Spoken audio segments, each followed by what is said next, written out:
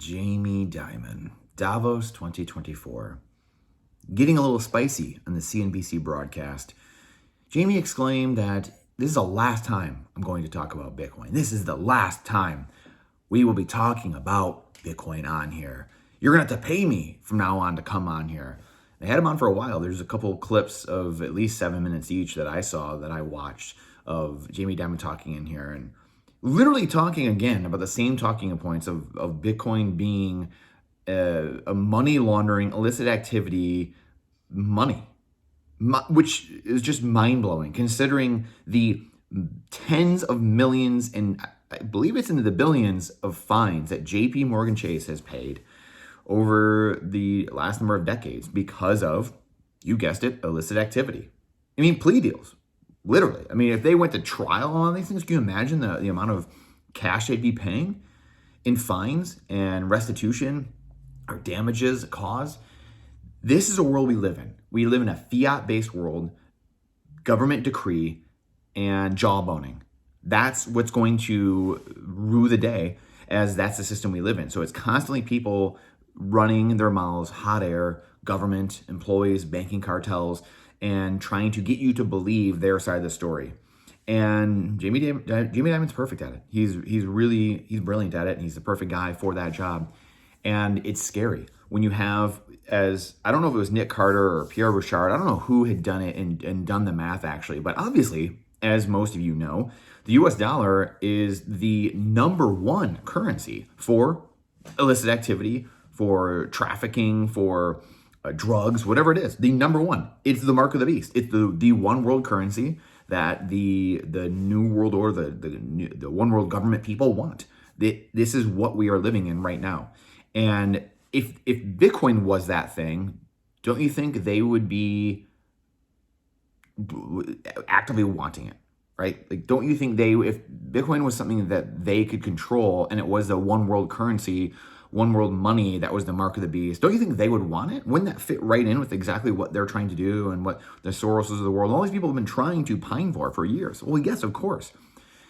Therein lies the problem. The mark of the beast really, in my opinion, is a manipulated, controllable currency, or controllable, well, money cannot be controllable, so you can't even call it that.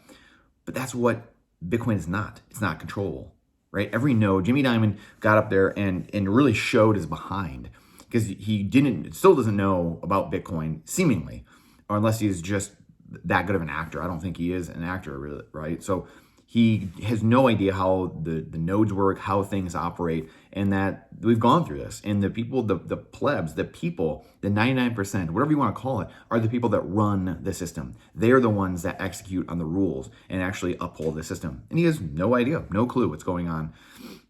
He thinks blockchain. Again, blockchain is a thing, tokenizing things. I like getting that small gold too. Oh, I like things that I can make money off of. Well, yeah, of course. He likes grifting and grafting and rent seeking off of people. That's what Jamie Dimon is. That's great. Many people could do that.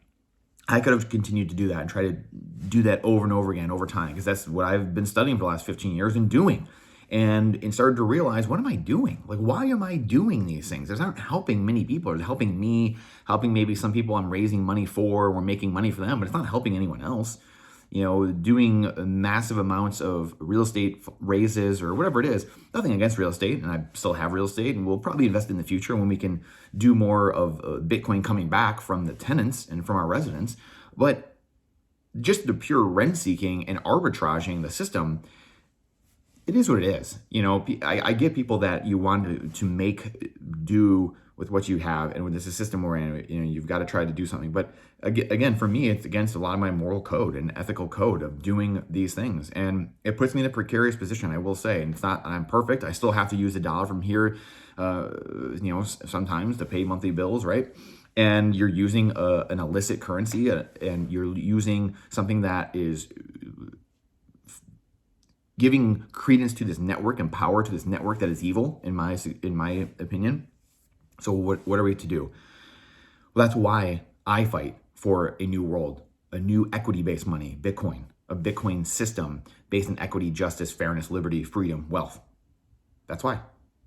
My moral code makes me go there. My moral code makes me go to a place. And again, it's not about purchasing power, right? Like I've said many times, purchasing power price is the least interesting aspect about Bitcoin. When you start understanding the power of Bitcoin and the levels to which Bitcoin extends into all of life, it's a psychology. You start realizing what's actually happening and how you can actually affect humanity. Because at the end of the day, what Bitcoin does is it lets everyone who's working and providing value and saving more than they spend, being a producer more than they consume, it allows every single one of those people, all 8 billion people, to then become wealthier and to lower their costs and to increase their standard of living. That's it, period. That's why I fight for this. That is 100% the reason. So Jamie Dimon, you can get the HE double hockey sticks out of here. At Davos again, meeting with Zelensky, got his little Ukraine pin on here. Oh, this is a fight for democracy. This is a fight. No, it's a fight for you guys to money launder more, to currency launder even more, to enrich yourselves in this arbitrage. How come you and none of your cronies, the politicians, want to audit what's going on there? How come we just did a video the other day where we can't find $1 billion in weapons in Ukraine? Jamie, do you have anything to do with that?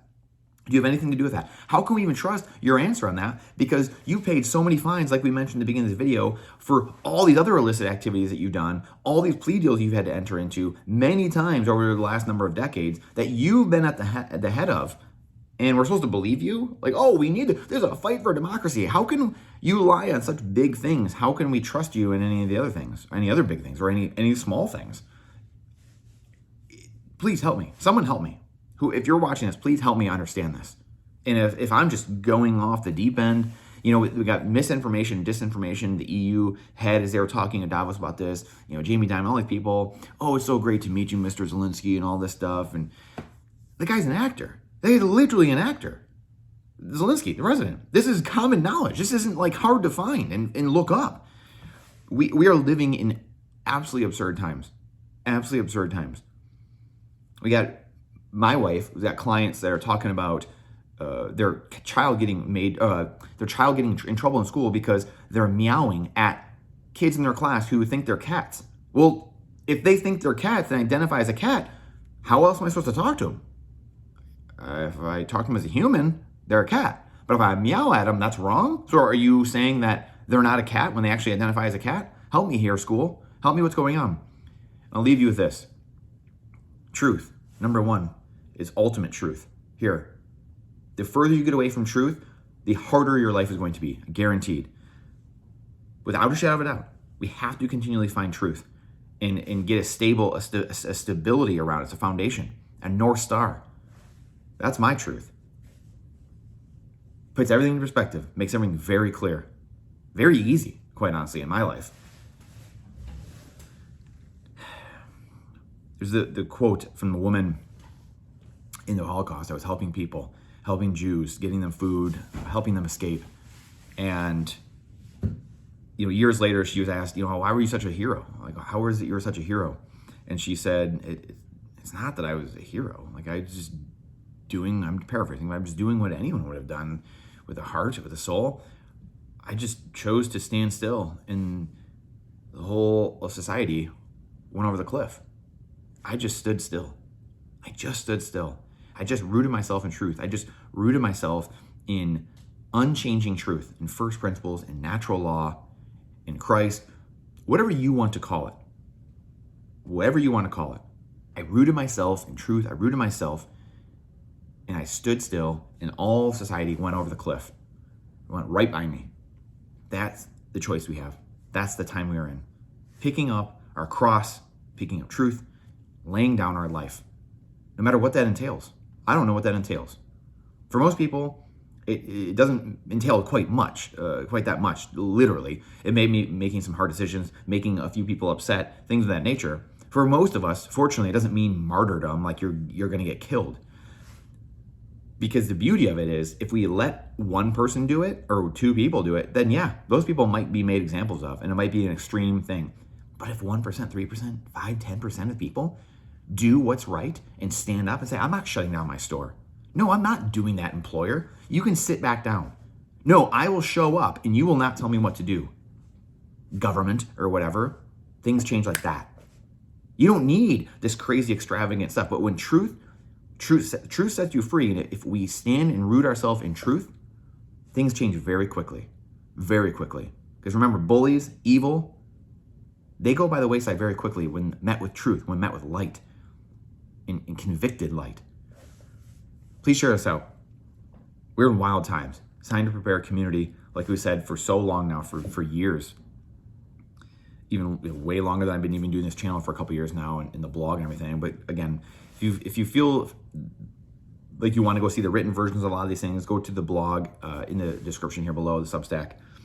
And I have a lightning address there to tip in sats if you feel that we give value. This is what we do for a living. This is what I do every single, I'm obviously here daily. I've done a video every single day for 2 years now here.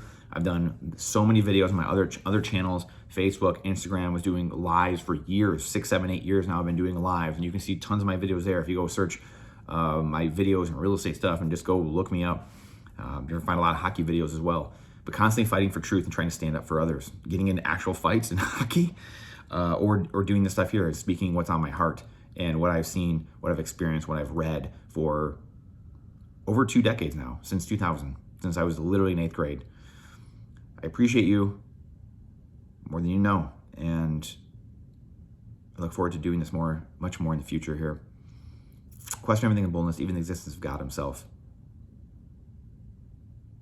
Trust but verify. This is not financial advice, it's freedom advice. I look forward to seeing you on the next one.